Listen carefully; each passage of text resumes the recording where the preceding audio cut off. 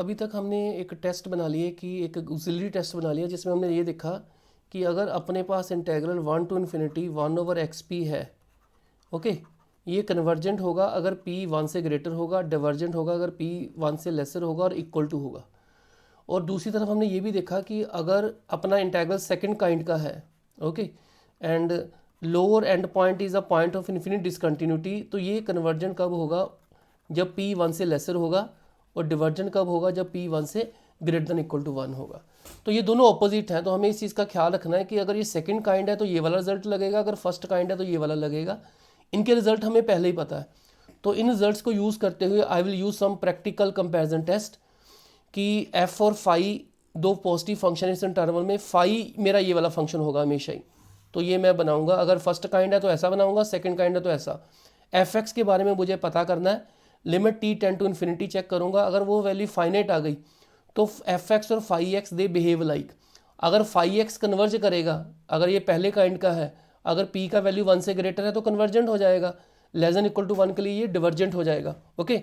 तो अगर ये कन्वर्जेंट तो ये कन्वर्जेंट, अगर ये डिवर्जेंट तो ये divergent.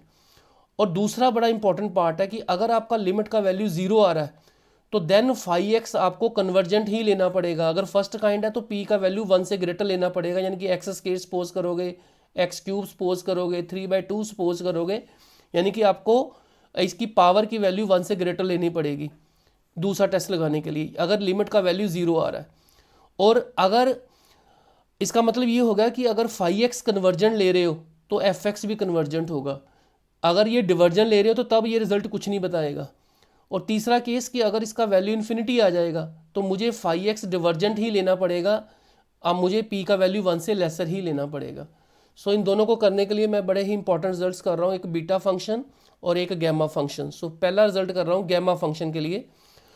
Gamma function is a very important integral, this is special integral of this sort, that is जिसकी लिमिट्स इनफाइनाइट है, फर्स्ट काइंड है, this is integral of first kind xn-1 e-x, इसकी limit infinite है, okay, इसकी limit infinite है, तो मैं इसको फर्स्ट काइंड में लेके चल रहा हूँ।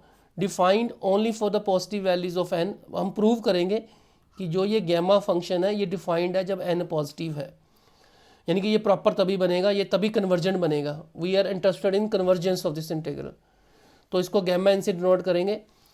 तो गैमा एन इंटीग्रल आ गया, integral is 0 to infinity x का पावर n-1 e-x, तो ये गैमा n हो जाएगा। अगर यहाँ पे m करूँगा तो ये गैमा m बन जाएगा। तो एफ एक्स अपने पास है ये वाली चीज़। अब मैं इसको अगर देखूँ, अगर इस इंटीग्रल को देखूँ मैं x की पावर m-1 e-x, तो ये इंटीग्रल 0 से इन्फिनिटी के बीच में है। 0 can be point of infinite discontinuity, अगर मैं यहाँ 0 पुट कर दूँ और उसकी पावर पॉजिटिव है तो 0 आंसर आ जाएगा, प्रॉपर इंटीग्रल बन जाएगा। लेकिन अगर 0 की पावर नेगेटिव आ गई तो then it become 1/0 positive, so it become infinity, यानी कि 0 can be point of infinite discontinuity, okay. ये सेकंड काइंड में चला जाएगा कि 0 can be point of infinite discontinuity अगर उसका जो पावर है वो नेगेटिव है, ओके, यानी कि m-1 इज नेगेटिव, जब m 1 से छोटा होगा तो then 0 is a point of infinite discontinuity, अगर पॉजिटिव है तो then 0 is not a point of infinite discontinuity, ये बनेगा प्रॉपर, तो कन्वर्जेंट हो जाएगा। तो इसका मतलब मुझे प्रॉब्लम आ गई है कि 0 इसका इन्फिनिट डिसकंटिन्यूटी का पॉइंट है और इन्फिनिटी ऊपर है ही है। इसको 0 इन्फिनिटी को तोड़ लो, किसी पार्ट में 1 में तोड़ लेते हैं, 0 से 1, 1 से इन्फिनिटी, तो अपने पास दो इंटीग्रल आ गए, 0 से 1, 1 टू इन्फिनिटी। ये सेकंड काइंड आ गया, this is of second kind, जिसमें हमने क्या लिखा था कि लिमिट्स फाइनाइट है लेकिन उनमें से कोई एक लिमिट उसको इन्फिनिट डिसकंटिन्यूटी बना रहा है, जो दूसरा इंटीग्रल है उसका एक लिमिट इन्फिनिटी है। तो ये फर्स्ट काइंड है, ये सेकंड काइंड है, तो ध्यान रखना है इसको कैसे सॉल्व करना है। पहले मैं I1 को सॉल्व कर रहा हूँ इन्फिनिट डिसकंटिन्यूटी का। तो इसके लिए मुझे फाई एक्स सपोज करना पड़ेगा, क्योंकि मेरे पास एफ एक्स जो है वो है x का पावर m-1 e-x, तो जो फाई एक्स है मैं ये सपोज करूँगा, तो इसको लिखने का तरीका क्या होगा, 1/x में क्या बनेगा 1 - m, ओके, तो ये वाला बन गया। यानी कि इसको मैंने कैंसिल करना है, इसलिए मैंने इसको ले रहा हूँ, एफ एक्स ऊपर दिया हुआ है, फाई एक्स से डिवाइड कर दिया, e-x आ गया, क्योंकि 0 पॉइंट ऑफ डिसकंटिन्यूटी है, x अप्रोचेस टू 0, तो e power 0 is 1, so this is 1, तो इसका मतलब लिमिट का वैल्यू 1 आ गया। तो मैंने बोला था कि जब आप लिमिट कैलकुलेट करते हो fx बाय फाई एक्स, अगर तो फाइनाइट लिमिट आ गया तो बिहेव लाइक करेंगे, अगर ज़ीरो आ गया तो मुझे ये कन्वर्जेंट ही लेके चलना पड़ेगा। I have to take it convergent, so it means ये यानी कि दोनों इसका वैल्यू 1 आया, नॉट 0, इट इज़ 1, तो 1 का मतलब फाइनाइट, तो दोनों बिहेव लाइक करेंगे। बिहेव लाइक का मतलब अगर फाई एक्स कन्वर्जेंट तो ये भी कन्वर्जेंट, फाई एक्स अपने पास ये है। ये सेकंड काइंड है। सेकंड काइंड में जो लिमिट का वैल्यू है 1 से छोटा होना चाहिए, यानी कि अगर ये कन्वर्जेंट है, अगर ये वाला integral x minus A power p is convergent if p is less than 1, तो यहाँ पे a की वैल्यू 0 है क्योंकि लोअर लिमिट जो है वो पॉइंट ऑफ इन्फिनिट डिसकंटिन्यूटी है। इसका मतलब सेकंड काइंड के अकॉर्डिंग ये कन्वर्जेंट होगा अगर इसका ये पावर जो है वो 1 से लेसर आएगा, यानी कि m is minus m is less than 0, यानी कि m इज़ ग्रेटर देन 0, यानी कि this is convergent when m is positive. Okay, तो पहला इंटीग्रल कन्वर्जेंट आ गया जब m पॉजिटिव है। अब सेकेंड इंटीग्रल की बारी आ गई I2 कैलकुलेट करने की। I2 का मतलब हो गया 1 टू इन्फिनिटी, ये वाला इंटीग्रल हमें कन्वर्ज चेक करना है, तो लेट सी दैट।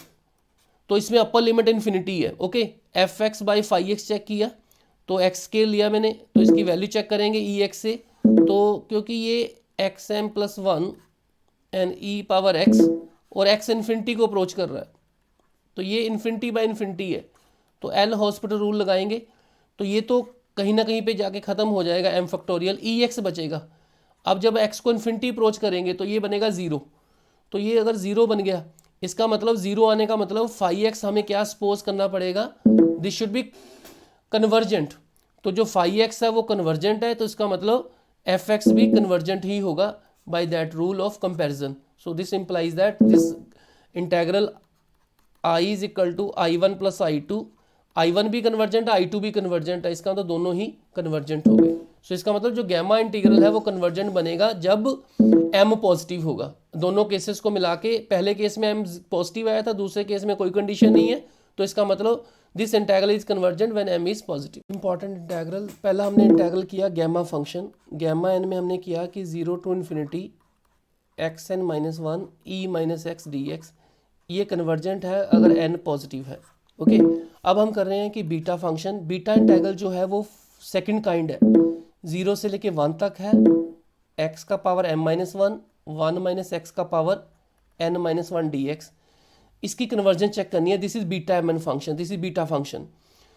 अब वो वाला था हमारे पास जो गैमा फंक्शन था, उसमें पॉइंट ऑफ डिसकंटिन्यूटी आ रहे थे, ओके, और लिमिट्स भी इन्फिनिट आ रही थी। इसमें वही चीज़ है कि यहाँ पे अगर देखें तो लिमिट्स फाइनाइट है, तो फर्स्ट काइंड तो नहीं है, सेकंड काइंड बन सकता है कि ये वाली, अगर मैं x को 0 पुट करूँ, x को अगर मैं इसमें 0 पुट करूँ, अगर इस फंक्शन में x को 0 पुट करूँ, 0 की कोई पावर है, अगर 0 की पावर पॉजिटिव है तो 0 रहेगा, ये कोई प्रॉब्लम क्रिएट नहीं करेगा। लेकिन अगर पावर नेगेटिव हो गई तो 0 की पावर नेगेटिव का मतलब हो गया 1/0 पॉजिटिव, तो 1/0 मतलब इन्फिनिटी, तो 0 will be the point of infinite discontinuity. 0 जो है वो इन्फिनिट डिसकंटिन्यूटी का पॉइंट बन जाएगा अगर जो पावर है वो नेगेटिव होगी, यानी कि जब m 1 से छोटा होगा। 1 वैसे तो डिसकंटिन्यूटी का पॉइंट नहीं है, 1 की यहाँ 1 पुट करूँगा तो 0 का पावर पॉजिटिव, कोई प्रॉब्लम नहीं, लेकिन अगर 0 का पावर नेगेटिव होगा तो 1 भी डिसकंटिन्यूटी का पॉइंट बनेगा, इन्फिनिट डिसकंटिन्यूटी का, अगर पावर नेगेटिव हो जाएगी, यानी कि n-1 0 से छोटा, n 1 से छोटा, यानी कि जब m और n दोनों 1 से छोटे होंगे तो डिसकंटिन्यूटी आएगी 0 पे भी और 1 पे भी। अगर आपके दोनों एंड पॉइंट डिसकंटिन्यूटी के पॉइंट है तो मैंने आपको समझाया था कि इसको 2 पार्ट्स में तोड़ लो, a से लेके c तक, c से लेके b तक, और फिर उन दोनों की कन्वर्जन चेक करो। ओके, तो हम इनकी कन्वर्जन चेक करेंगे। इसको 0 से लेके 1/2 तक तोड़ लिया, 1/2 से 1 तक तोड़ लिया, तो यहाँ पे लोअर आ गया इन्फिनिट डिसकंटिन्यूटी, यहाँ पे अपर आ गया। तो पहले लोअर वाला चेक करते हैं, कन्वर्जेंस एट 0, ये सेकंड काइंड है। तो सेकंड काइंड में अपने पास ये वाला 0, अगर 0 की बात होगी तो 0 वाले को हटाएंगे, तो f x will B F x तो यही आ गया। जो जी एक्स है, यानी कि जिसको हम फाई एक्स बोलते हैं, वो हम लेंगे फाई एक्स, यही वाली पावर ले लो x-1, इसको जब नीचे लेके जाओगे तो 1 - m बन जाएगा, तो कटने के लिए, तो क्योंकि उसको हमने जो इन्फिनिट डिसकंटिन्यूटी है उसको हटाना है, तो इसलिए उससे डिवाइड करेंगे जो उसको बना रहा है ये वाला, तो दोनों को डिवाइड किया, जब डिवाइड करेंगे तो ये पावर कट जाएगी, तो we left with this one. जब x को 0 पुट करेंगे 1 माइनस 0 इज़ 1, तो 1 आंसर आ गया, यानी कि limit is finite. F x by g x finite आने का मतलब एफ एक्स और g x they will behave like. अगर आपका जी एक्स अगर आपका जी एक्स कन्वर्जेंट है तो एफ एक्स भी कन्वर्जेंट होगा। हमने सपोज इस तरह से किया फाई एक्स को कि 1/x की पावर m-1, और हमें पता है ये कन्वर्जेंट कब होगा, सेकंड काइंड में कन्वर्जेंट तभी होता है अगर पावर 1 से छोटी हो, अगर पावर m ग्रेटर देन 0 आ जाएगा। ओके, यानी कि जो पहले वाला इंटेग्रल है वो कन्वर्जेंट क्यों है, क्योंकि जब वो m पॉजिटिव होगा तो वो कन्वर्जेंट होगा। Now come to the second integral. अब सेकेंड इंटीग्रल में थोड़ा सा ध्यान रखना पड़ेगा that 1 is also point of infinite discontinuity.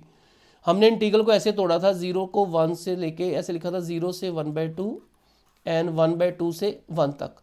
इस केस में 0 डिसकंटिन्यूटी का पॉइंट है, तो मैं फंक्शन जो फाई एक्स है वो ऐसे सपोज करूंगा x का पावर p।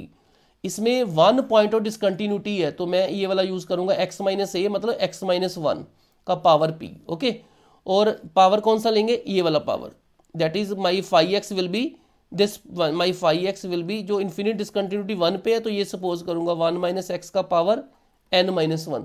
और जब मैं इसको अपनी ऐसी फॉर्म में लिखूंगा तो ये बनेगा 1 माइनस एन। ओके, ये आ गया।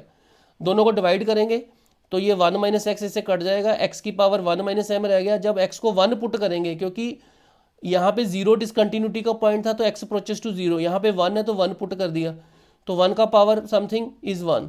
सो इसका मतलब लिमिट नॉन जीरो आ गई। तो इसका मतलब दोनों बिहेव लाइक करेंगे अगर अपना ये वाला फंक्शन कन्वर्जेंट है। और ये वाला फंक्शन कन्वर्जेंट कब होगा, जब इसका पावर 1 से लेसर होगा। दिस इज सेकेंड काइंड, तो n विल बी पॉजिटिव। तो I1 कन्वर्जेंट आया जब m पॉजिटिव है, I2 कन्वर्जेंट आया जब n पॉजिटिव है। दोनों को अगर ऐड करेंगे तो ये वाला इंटीग्रल कन्वर्जेंट बनेगा जब m और n दोनों पॉजिटिव आएंगे। So this is very very important result, this is called as beta function. And पहले हमने किया था गैमा, गैमा एंड बीटा दोनों में से एक पक्का पेपर में आएगा, आई एम श्योर दैट।